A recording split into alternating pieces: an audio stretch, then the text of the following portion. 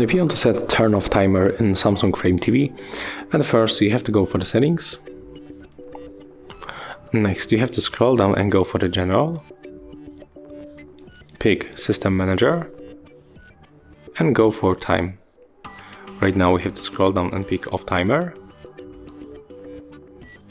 When we click setup, we can pick a few options, like we can set it up every day from Monday to Friday, Monday to Saturday, or Saturday to Sunday. We can also select them manually. So you can pick, for example, the Monday, Tuesday, and Sunday. I'm gonna set off once, and here we can pick the exact time. So I'm gonna pick like 10 AM.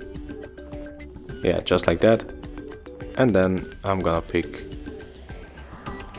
just close, because it will be turned off once, so it will be happen tomorrow.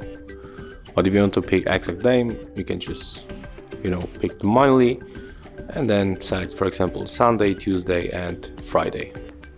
And after that, when you just go back and set the time at the 10 AM, your TV will be turned off. But honestly, I'm gonna just remove this option because I don't need it.